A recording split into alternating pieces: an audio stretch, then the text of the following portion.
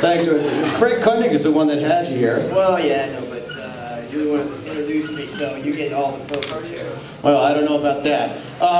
You know, I was thinking, I've never done anything like this before, so he said if you ask any stupid questions, he's just going to take over, and we'll eventually do a thing where we maybe open it up to questions from you guys. But I'm thinking, right from the gun, how the heck did you start racing bikes?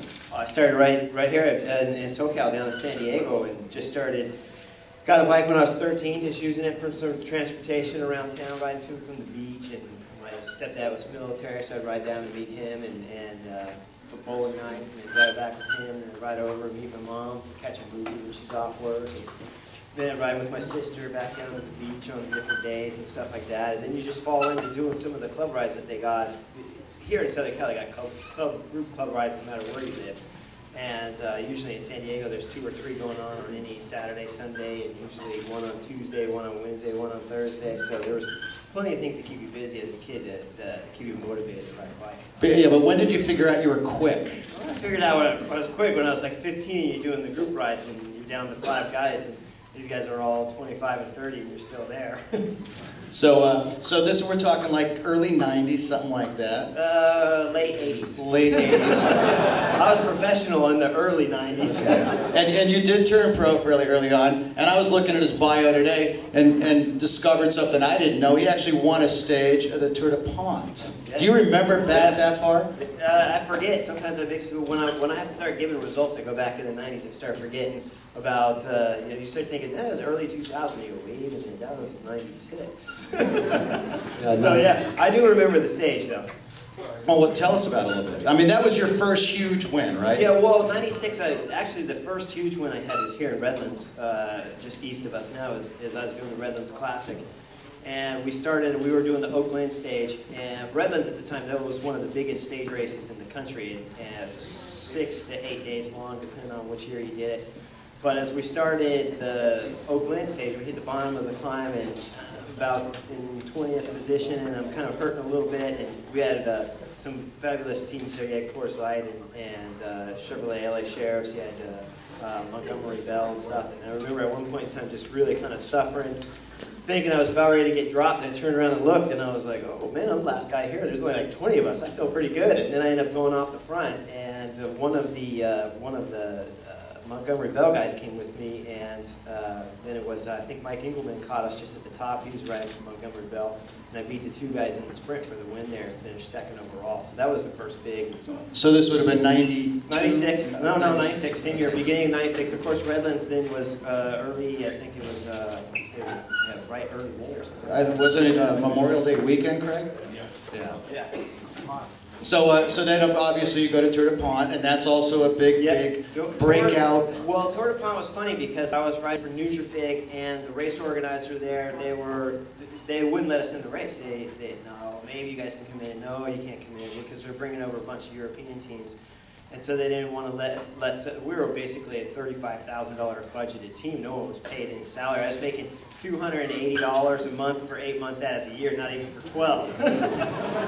But you would still ride for that, wouldn't you? Oh, absolutely. I'd still ride for that. I have ridden for that. When I was going to Astana, I rode for free for 3 months. That's right.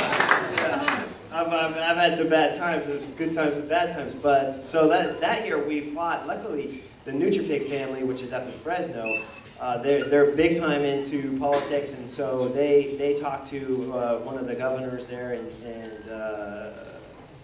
whatever political party that he worked for at the time, who called over the political party over in Virginia, and that's what got us in to do the Tour de Pont. We had to do a little politics.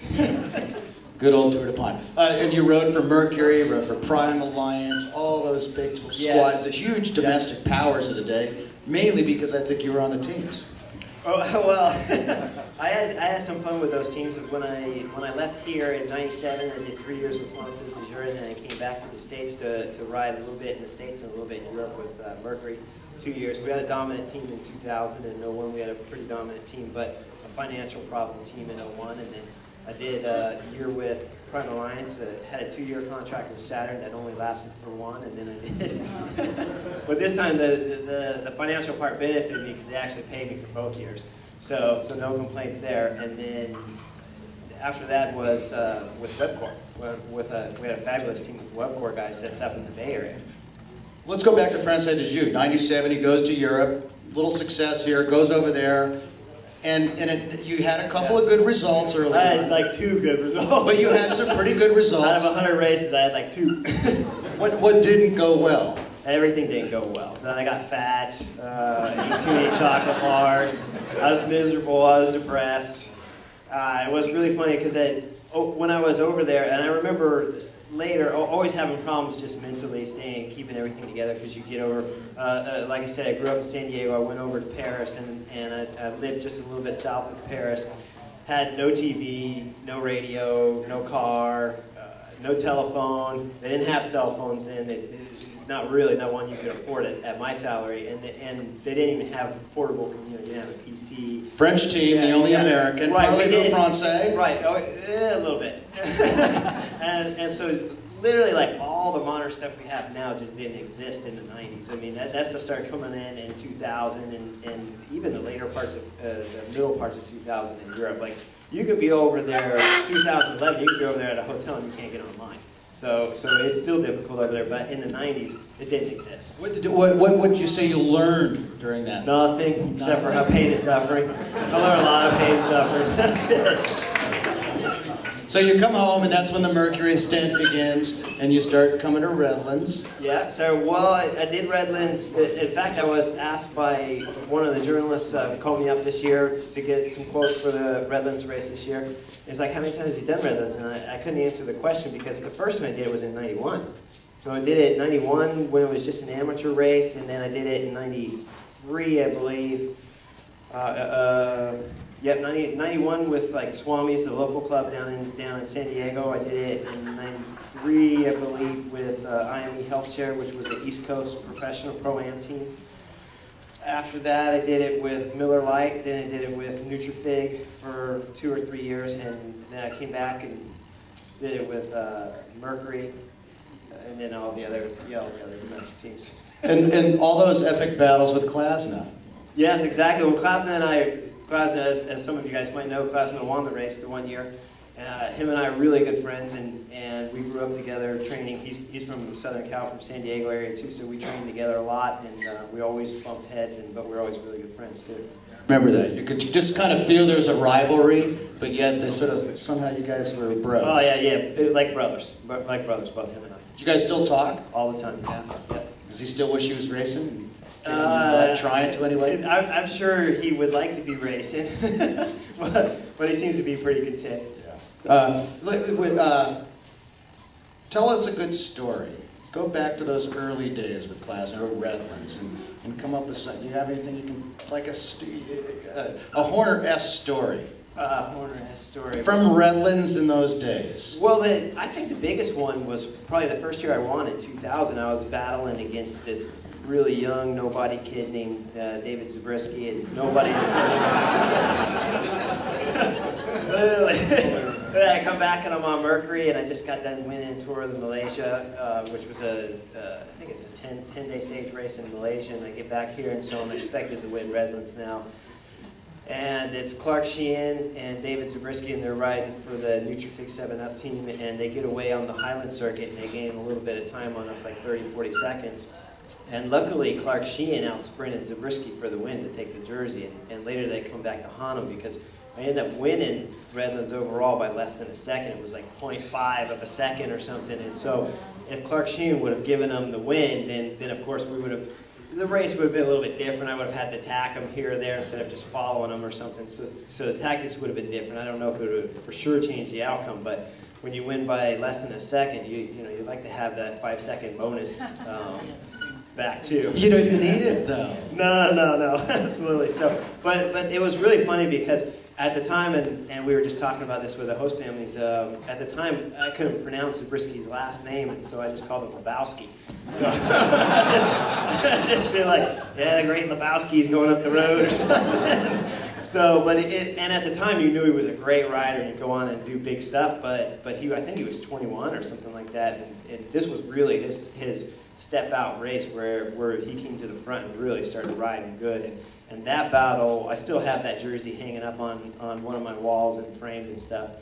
But that battle was really, it was hard fought, and a lot of times I was in a lot of being attacked from the Montgomery Bell guys and everyone else in the race, and I was really singled out where I'd be the only guy from my team and having to defend against 6, 7 other strong guys while we're going up Oak Glen in order to win that year. Mm. Yeah. Well, I forgot what I was going to say. I'm listening like you guys are. No. During all those years, as you are pretty much dominating, you were like a 2 or 3 time national race fourth. No, I'm not Redlands. National race calendar champion. Okay, so he was the #1 guy in the North American series. And during that whole process, did you ever think you were going to make it back to Europe? Did you want to go back to Europe? I wanted to go back to Europe. When I left Frances de Jure, I was really miserable, but I knew deep down in my heart, I knew that if you wanted to be a great cyclist, you had to be in Europe. And so you just had to adapt. At some point in time, you had to adapt, but you got to get back there. There's no doubt about it. You have to fight to get back there. And when I signed with Mercury, the idea was is the team was going to be a Division I team. And so we were going to race in the States, we were going to jump over and do a bunch of the classics and stuff like that in Europe. And so in 2000 was just a building year, and in 2001 we were going to be a full-on top Division I team, which we were. We were #6 in the world rated. And so we were supposed to do the Tour de France that year. And so with Frances de Jure, I missed doing the Tour de France multiple times. And with Mercury, I thought, okay, well, for sure we're going to do the Tour de France in 2001, and I'll be on the team for sure. But then politics again played out as they did, and even though we were #6 rated team in the world, we still didn't get in to do the tour, and so I missed another opportunity. So July rolls around, and you're sitting here racing domestically. Yep. What goes through your mind when you're watching day after day of stage? I'm sure you do you watch it? I watched it, but that same year in July, it didn't take but like maybe a few days after the tour started that we actually didn't get paid, and the whole team basically went into financial problems. And so then I really wasn't watching the tour. I was out training 6 hours every day because I needed to make whatever money I could. Yeah, so you go over there, you finally get back over there, Sonia Duval. Yep. Well, when I signed with Sonia Duval, I had offers to stay in the States for $120,000, $150,000 in the States. But I had, with Scott Bicycles was a sponsor of Sonia Duval, and Scott Montgomery's the U.S. CEO president there of the company. So he comes up to me the year before in 2004, and he's like, I want you on the team, I'm going to fight to get you on the team. And he was like, how much do you want? I was like, what, 150 grand would be good.